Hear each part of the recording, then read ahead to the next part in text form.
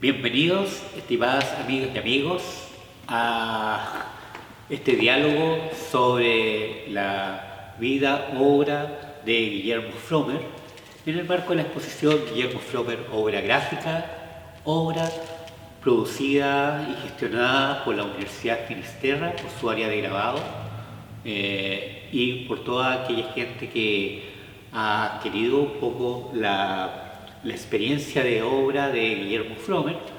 Esta exposición se encuentra en el Museo Internacional de la Gráfica en estos momentos de la Municipalidad de Chillán, de su Dirección de Culturas, Arte y Patrimonio. Y hoy día estamos junto a Ítalo Mesa Briones, director del taller Siete Vientos de la ciudad de San Carlos, uno de los grandes talleres de nuestra región del Ñuble y que fue también alumno de la Universidad Arcis de Guillermo Frommer, y por tanto lo que queremos hacer hoy día es acercar en este diálogo tanto la vida del autor desde el artista y su técnica, de la dimensión del artista como editor, y por qué no acercarnos hoy día al docente y al amigo. Entonces, bienvenido Ítalo en este diálogo sobre Guillermo Frommer y poder dialogar desde acá, desde este territorio del Ñuble, y conocer cómo este tremendo artista hoy día, de alguna manera, su eco, su susurro todavía nos sigue llamando y nos sigue mostrando algunos tipos de experiencia, no solo en la obra, sino que también en esta dimensión ética, técnica y estética, al decir, ¿cierto?, de Ticio Escobar, cuando habla sobre las prácticas que son más vinculadas a la técnica. Sí, muchas gracias Lucas por esta invitación. Me gusta mucho la exposición de Frommer y también me gustó mucho las clases también de Guillermo Frommer. Aparte de ser un gran profesor que sabía comunicar los contenidos, fue también un gran artista y, por qué no, como bien dices tú, fue también un profesor amigo, un profesor cercano, en donde nosotros siempre podíamos acudir a él en los pasillos, preguntarle técnicas, y él siempre estaba dispuesto a resolver nuestras dudas. Claro, fue mi profesor por lo menos unos 4 años en la Universidad Arcis. Yo estudié en el Arcis del 2000 al 2007 en la Universidad Arcis de Santiago. Y ahí el área de grabado estaba compuesta por Guillermo Frommer, efectivamente, por Carlos Donaire y por Francisco Sanfuentes. Y en las primeras etapas, también después se sumaba la Virginia Razzoli, la pequina, también cuando se tomaba la especialidad de gráfica, en este caso lo abordaba la pequina. Bueno, el contexto de la Universidad Arcis, que como yo creo que la mayoría del mundo sabe, ya esa universidad dejó de existir. No nos vamos a referir en estos minutos al porqué dejó de existir, pero en su tiempo fue, yo creo, me atrevería a decir, una de las mejores universidades de arte, escuelas de arte de Santiago. En cuanto a la parrilla de profesores, en cuanto a la metodología de trabajo y en cuanto al tema yo creo, había una cosa bien metodológica, bien rigurosa en cuanto al aprendizaje de las distintas ramas del arte, no solamente también los talleres que eran prácticos, como en este caso que hacía grabado hacia Frommer, sino más bien también en los ramos teóricos, que también contamos con muy buenos profesores en los ramos teóricos. Claro, al decir un poco de la estrategia del arte, de la práctica contemporánea, sin dejar de colocar el acento o dejar de lado el acento en la técnica. Por eso se hablaba que era una escuela que trabajaba prácticas de campo y prácticas de borde, ¿cierto? Claro. Entonces, y en ese cruce de disciplinas, en ese diálogo y desplazamiento, es que también vemos como la gráfica y especialmente la curiosidad y la creatividad que tenía Guillermo Frommer junto a otros autores le permitían, uno, por el dominio de la técnica, dos, por el tema de los ejes temáticos que él se estaba planteando, desplazar a veces la técnica formal de la litografía o la técnica formal de la xilografía a otros elementos, por ejemplo, libros de artistas y por supuesto las carpetas, y generar proyectos interdisciplinarios que en gran parte es como el espíritu del grabado, ¿cierto? Tener una prensa, un lugar de producción como una experiencia de práctica colectiva.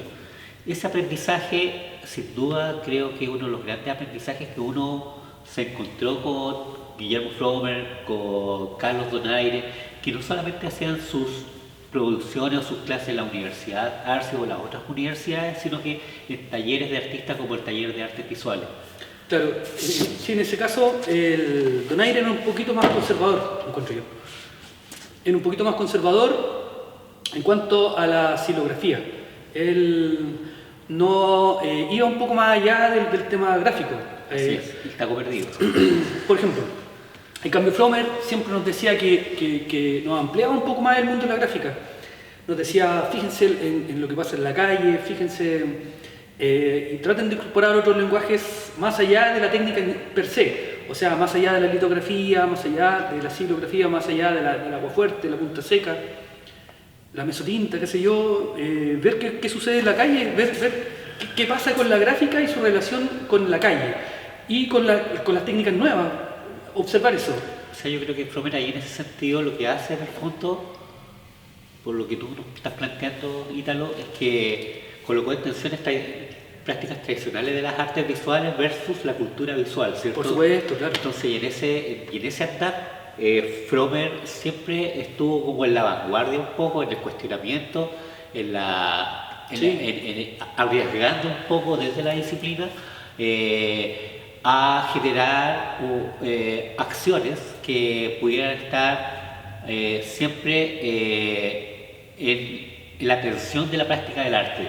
Claro, ¿cierto? y lo que se podría denominar como una especie de actualización, porque si bien la cultura visual está tremendamente bombardeada por la publicidad, nosotros somos testigos de cada vez que salimos a la calle, sobre todo en ciudades grandes, cómo la imagen publicitaria nos coloniza, nos invade constantemente.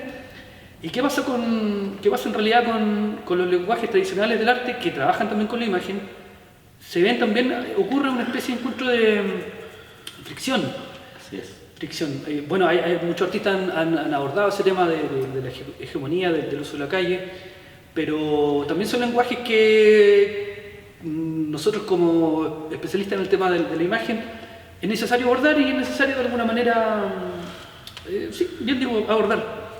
¿Cómo lo abordamos? Claro, hay diferentes prácticas de cómo abordar esa tensión en este mundo que está completamente dominado ya por la imagen digital, está completamente dominado incluso por el tema de TikTok, donde son videos súper rápidos de 4 segundos, 5 segundos, y un reel eterno, o sea, ¿qué pasa con la imagen fija y en este caso la imagen gráfica? Ahora pensemos también en la posibilidad del recurso. Tú bien has hablado del TikTok, del meme, como un dispositivo de la imagen, Sí, ¿cierto? claro.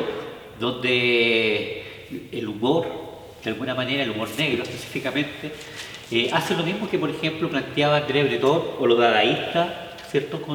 Con la historia del humor negro. Pienso rápidamente en cómo Guillermo Frommer lo que hace es utilizar el recurso del humor, el recurso del archivo, para poder avanzar un poco y tensionar, obviamente con esta dimensión de el dominio de la técnica, magistral que lo hace, por eso era un gran maestro editor, de cómo poder torcer y colocar en tensión a esto que tú acabas de plantear, el arte como esta dimensión publicitaria, el arte como un fetiche, por un lado, el arte, el pop, por ejemplo, como un modelo de consumo, versus ejercicios narrativos donde Frommer lo que va haciendo es un ejercicio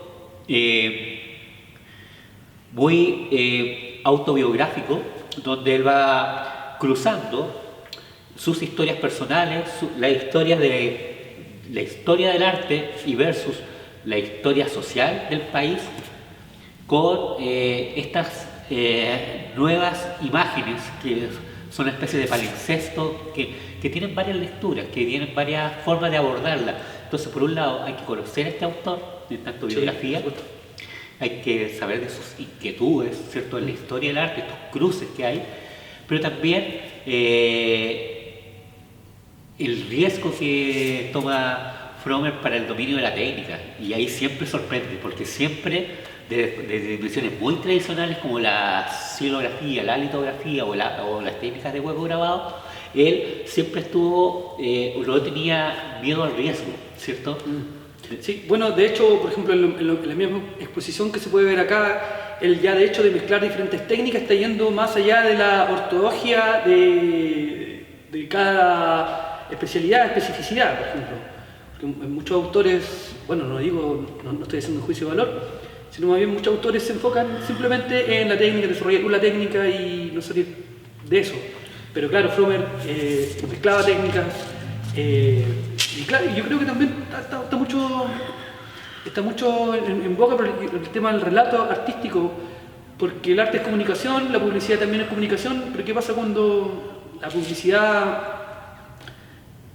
tiene la hegemonía de alguna manera de la comunicación?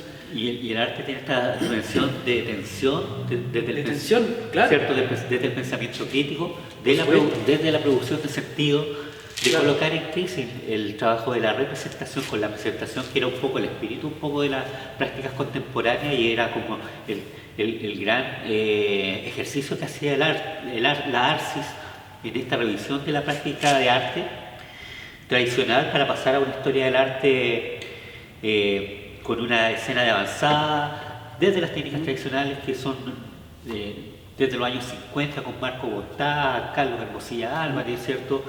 Por acá Julio Escames, que fueron nuestros grandes grabadores y que de alguna manera marcaron, o actores que marcaron como un gran punto de partida para el trabajo de la gráfica, pero también para el trabajo colectivo.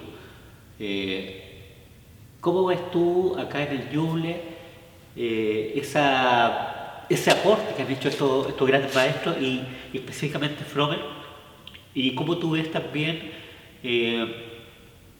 la escena de producción de gráfica que hoy día está como en un nivel emergente en nuestro territorio, claro, siendo un territorio nuevo y con talleres que cada día están proliferando más porque cada día encontramos más prensa, ¿cierto? Sí, claro. En nuestra región y en Cosquecura, tú fuiste uno de los grandes talleres en la región que pudo acelerar un poco el proceso del aprendizaje, claro, de productores visuales, ¿cierto? Sí, con las actividades, los seminarios. Con seminarios y talleres.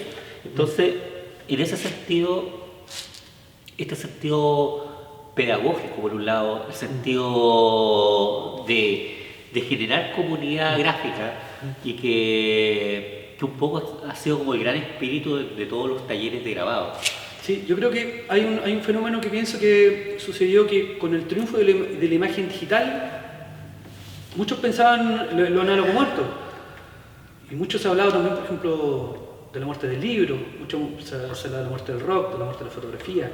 Siempre viven matando los géneros, viven matando las cosas, pero en este caso específico yo creo que el triunfo absoluto de lo digital provocó en una generación comenzar a valorar el proceso de lo artesanal y de lo análogo.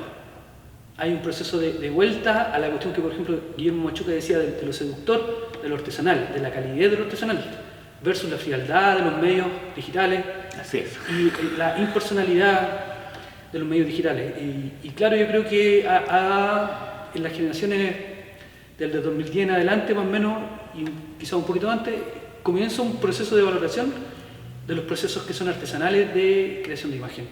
Y dentro de los procesos artesanales de creación de imagen claramente está el tema del grabado, en donde hay todo un oficio, la valoración del oficio, la valoración de lo hecho a mano, la valoración de esa calidez de lo humano, de la huella humana, de la huella del artista, que se va mezclando con un relato, que se va mezclando con el desarrollo de un trabajo. Y pienso eso, que claro, este último tiempo la proliferación de talleres marca que hay una valoración nuevamente de lo gráfico, a partir de porque no lo podemos negar, que ya lo digital, la imagen digital es preponderante, ¿no? Y tal, estábamos conversando de la experiencia acerca del humor negro, que es parte fundamental un poco de la filosofía de vida de Guillermo Frommer. Era una persona que siempre se reía mucho de sí mismo y por tanto de la vida, por esta forma de reflexionar en torno a esta idea de tesis y antitesis, tal vez, por su gran búsqueda intelectual o literaria, como queramos llamarlo, de contenidos, por todo este problemas que él se planteaba siempre estar desenvolviendo desde su práctica del arte, haciendo cita desde autores como el Bosco, Bagriet, qué sé yo, en fin, los Golem, sus diálogos con sus amigos, Soro, Prigioli, Romo. Claudio Romo, que sin duda trabajaron varios proyectos de libros de artistas o libros objetos, y que Fromer lograba esos desplazamientos sin ningún problema, el trabajo del autor como editor, ¿cierto? Y en esa problemática del desplazamiento de la gráfica, Fromer siempre nos estaba increpando, ¿cierto? Sobre la posibilidad de arriesgar un poco en la práctica artística, ¿cierto? Pero él también era tanto el nivel del riesgo, que recuerdo claramente la exposición en el Museo de Bellas Artes, donde Fromer se iba a inscribir con una gran exposición que se llamaba Las Tentaciones de San Antonio, y en el subterráneo, en la Sala Mata, en ese momento también estaba inaugurándose estaba la muestra de Rodin, y uno de los estudiantes, o de los habitantes que en ese día fueron a la inauguración, sale con esa obra de Adele y que desaparece, y que por lo demás dejó en un segundo, tercero, cuarto, quinto lugar la exposición del maestro Fromer.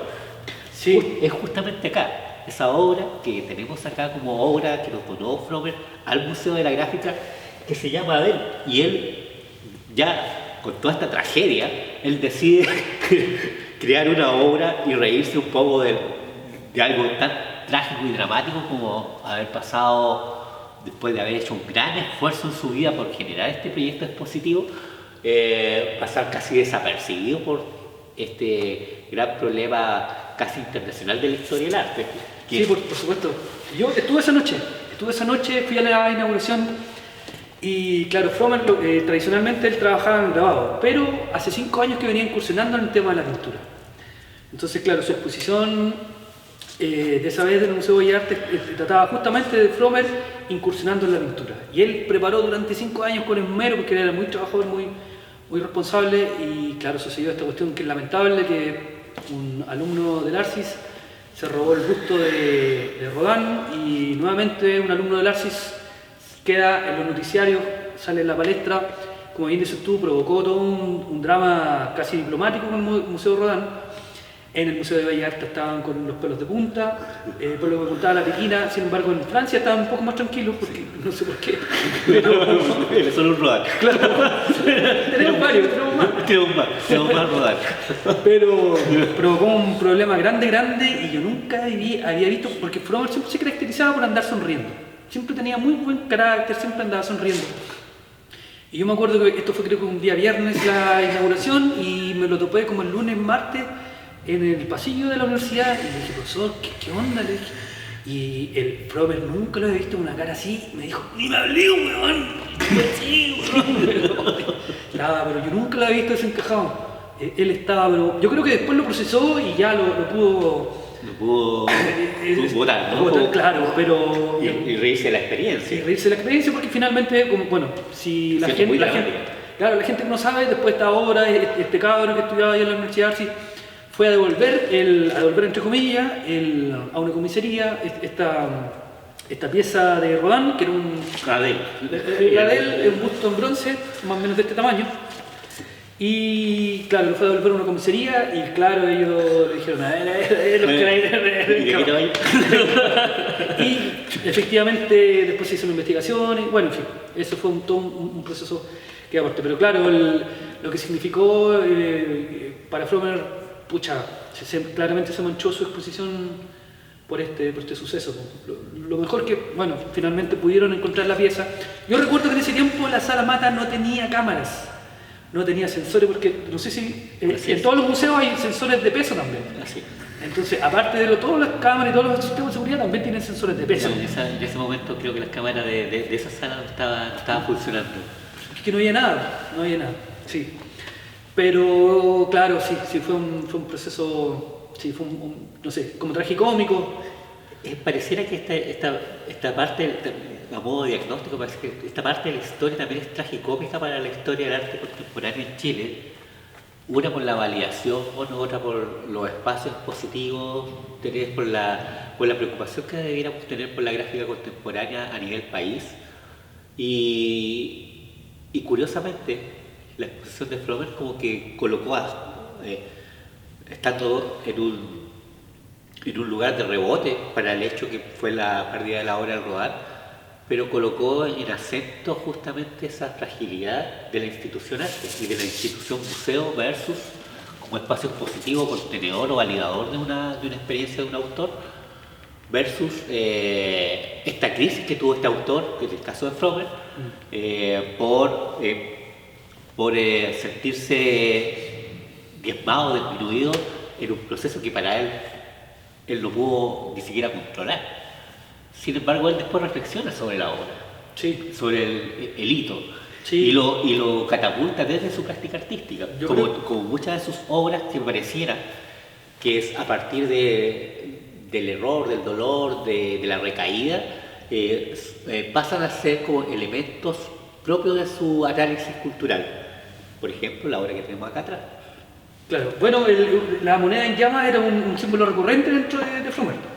Siempre para él era una imagen muy icónica, el tema de la moneda en llamas. La reproduce en un montón de grabados y también dentro de la pintura también está, me acuerdo que la pintura más grande de esa exposición era justamente una tremenda moneda en llamas.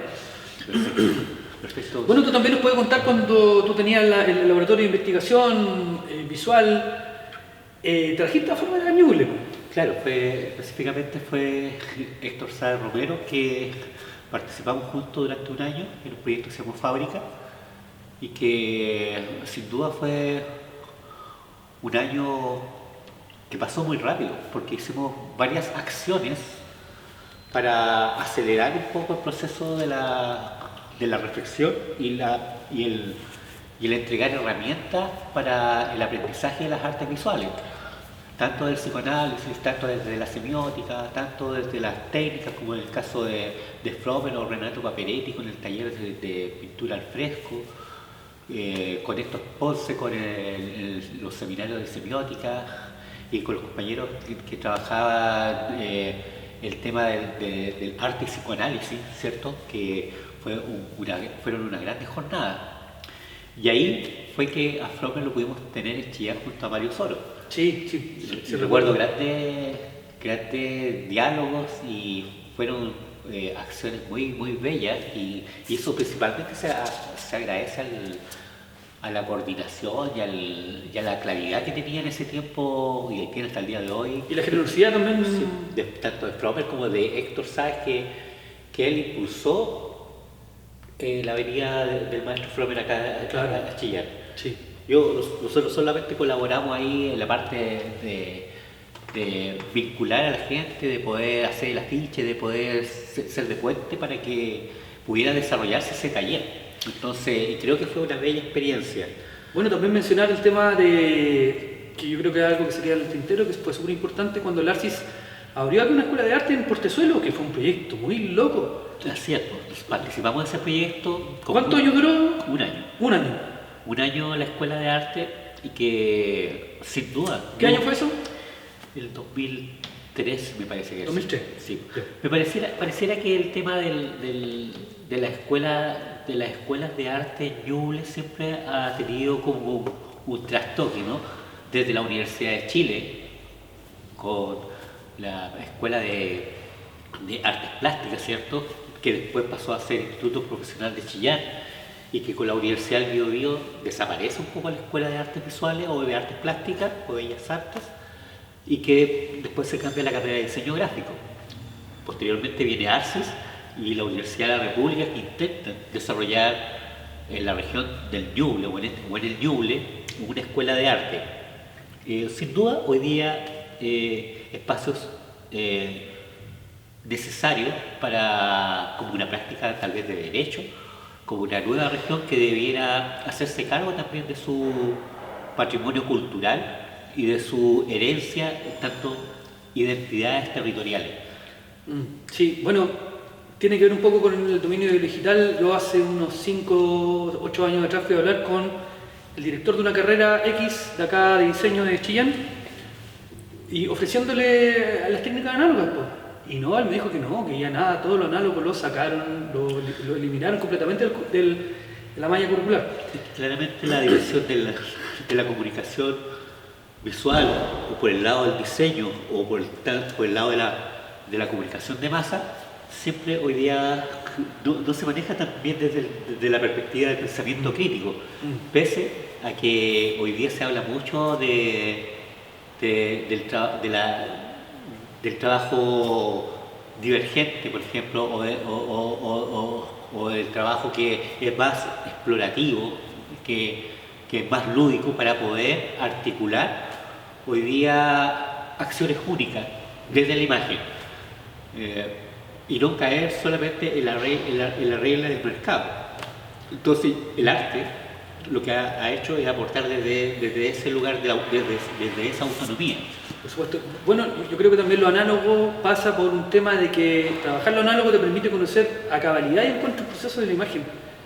Te permite, hay un proceso de trabajo que siempre la gente está muy preocupada del resultado final, pero también hay un proceso que es importante, que es el proceso que está intermedio, que es el proceso de creación de la imagen. Yo creo que lo análogo te permite una dimensión mucho más completa de la imagen. Te permite una reflexión, necesariamente te permite una reflexión más lenta, y en el ensayo de error también, en los errores también hay una cosa que uno va aprendiendo, pero claro, ahora la cosa que está, la automatización que se ha metido con mucha fuerza, la gente no tiene paciencia en realidad para no sé, para aprender, por ejemplo, litografía, una técnica sumamente difícil. Que cualquier temperatura que se te modifique, se te va al diablo una imagen. Lo mismo que la serigrafía también es una técnica sumamente difícil. Entonces todos estos procesos que han sido como de automatización de la imagen también han llevado también a que todas estas técnicas de grabado, gráficas, vayan quedando relegados al tema de lo artístico. Porque, por ejemplo, la misma serigrafía que mucho te ocupa que ocupa mucho Frommer, la serigrafía nació como una cosa industrial de la imagen, pues, para hacer carteles, para hacer un montón de otras cosas. Y la relación también de la imagen fotográfica o la fotografía y la imagen emulsionada, ¿cierto? Revelada, versus esta imagen que puede ser dibujada o trabajada más desde la perspectiva de la producción del dibujo, ¿cierto? Claro, por supuesto. Así que, yo creo que estamos bien con el tiempo. Fue un agrado conversar de Guillermo Frommer, al cual tuve la posibilidad de ser su alumno en la Universidad Arcis. Le agradezco mucho con mucha paciencia, todos sus consejos. Lamento mucho que haya muerto tan joven. Creo que él tenía mucha obra por delante. Y también hubiera sido fantástico haberlo podido traer a un seminario que yo quería realizar, pero lamentablemente los fondos concursables a los cuales estaba postulando no resultaron y no lo pude traer. Pero justo antes de que él falleciera, yo exploré la posibilidad de traerlo también para que viniera a hacer un seminario. Bueno, Ítalo, para ir terminando y también siendo coherente con esta experiencia de la práctica artística y la dimensión ética, yo quisiera agradecerte también el hecho de que tú no hubieras colaborado en el montaje de la exposición junto a Alberto Zambora y el equipo. Fue sin duda un gran proceso fraternal de aprendizaje, de poder compartir en este homenaje a Guillermo Frommer, que agradecemos profundamente a Alberto Zamora, a todo el equipo de docentes investigadores que desde la Universidad Finisterra armaron esta propuesta con esta gran carpeta encontrada en el taller de artes visuales, en el SAP, y que nos permiten hoy día en el Ñuble, en el Museo de la Gráfica, poder hacer este homenaje, no porque sea un homenaje, sino porque es muy importante seguir aprendiendo de Frommer toda la excelencia en su trabajo y la complejidad y la madurez de su propuesta. Sí, bueno, quise ayudar porque justamente por el tema de la memoria de Frommer, Cuando supe que venía para acá y claro, tú siempre estás necesitando ayuda acá en el museo, me ofrecía poder ayudar en el montaje, además como tengo herramientas, tengo todo, no me costó nada venir y ayudar también a la obra del maestro Fromer. Así que quiero agradecerte a ti que me hayas invitado a conversar sobre la obra y recomendarle a la gente que nos está escuchando que venga a ver la obra porque realmente tiene una relevancia muy buena poder tener este tipo de exposiciones acá en Ñuble. Así que los dejamos bien invitados porque va a estar hasta fines del mes de septiembre, así que los invitamos a Todavía- todas aquellas personas que todavía no han visto la muestra de Guillermo Fromer a que la puedan visitar. Así que Ítalo, muchas gracias maestro por estar acá. Gracias Lucas y ojalá que esta no sea la última conversatorio que tengamos acerca del arte en Ñuble. Perfecto, este es el gran punto de partida. Y poder- Hasta pronto amigos. Y poder seguir conversando y poniendo en valor los artistas de Ñuble. Gracias.